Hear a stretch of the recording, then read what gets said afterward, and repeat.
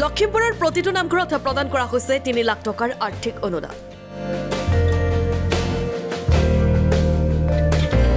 এক আধ্যাত্মিক পৰিৱেশৰ মাজত বিধায়ক মানৱ ডেকাই নামঘৰ সমূহলৈ প্ৰদান কৰিলে চেকখন।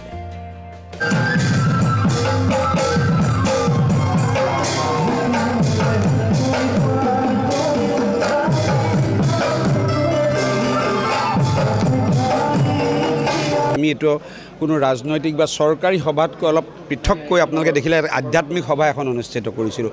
আমি এটা নামঘৰ প্ৰতিষ্ঠা কৰি তাতে দিহানামৰ ব্যৱস্থা কৰি বা নাম প্ৰসংগ কৰি কোনো ৰাজনৈতিক ধৰণৰ ভাষণ নহয় আৰু সচৰাচৰ নিয়ম আমি দৈ জলপান খাই গোটেই ভক্তবৃন্দ যিসকল প্ৰত্যেকটো নামঘৰৰ পৰা ৫-১০ জনকৈ তেওঁলোকে ভক্তপ্ৰাণ ৰাইজ আহিছে, তেওঁলোকৰ লগত আমি আজি ভক্তি ৰসত বিলীন হৈ তেওঁলোকৰ যি নামঘৰৰ প্ৰতি চৰকাৰৰ কিঞ্চিত অনুদান তাৰ চেকসমূহ বিতৰণ কৰোঁ। এয়া অসম চৰকাৰৰ অসম দৰ্শন আঁচনিৰ উপাসনাস্থলীসমূহৰ অনুমোদন চেক বিতৰণৰ দৃশ্য।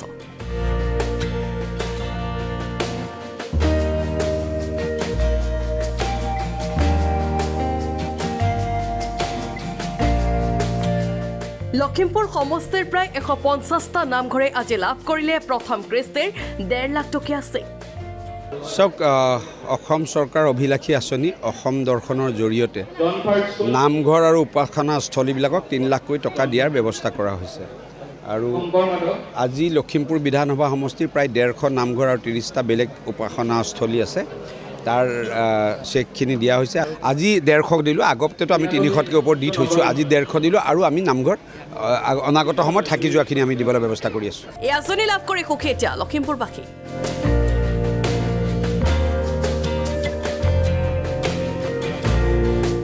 যদি এই অনুদান নামঘৰৰ মণিকূট নিৰ্মাণৰ বাবে ব্যৱহাৰ কৰিব, আমি বিশেষকৈ আমাৰ মণিকূট ভাগ বৰ জৰাজীৰ্ণ হৈ আছে, সেইভাগ আমি এই টকাৰে অলপ উন্নত পৰ্যায়লৈ নিয়ালৈ আমি চেষ্টা কৰিম। কোনোৱে ব্যৱহাৰ কৰিব নামঘৰৰ আন্তঃগাঁথনিৰ কামত। আমি নামঘৰ উন্নয়নৰ কাৰণে টকাখিনি আমি ব্যৱহাৰ কৰিম আৰু লগতে আমাৰ ভৱিষ্যত যিটো প্ৰজাতি বৰ্তমান উঠি আহিছে, এই নৱযুৱক আৰু যুৱতীসকলক আৰু কণ ভাইটি ভণ্টিসকলক আমি কেনেকৈ এই নামঘৰৰ মাজেৰে আমি তেওঁলোকক মানে উন্নতিৰ পথলৈ আমি লৈ যাব পাৰিম, তাৰ কাৰণে আমি চেষ্টা কৰি এই টকাটো ব্যৱহাৰ কৰিম।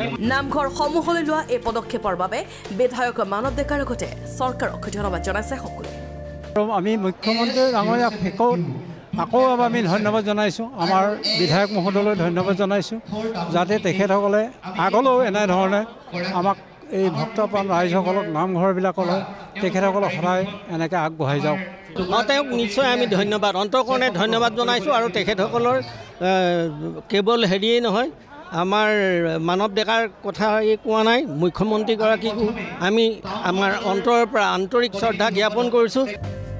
Bureau report, Lakhimpur today.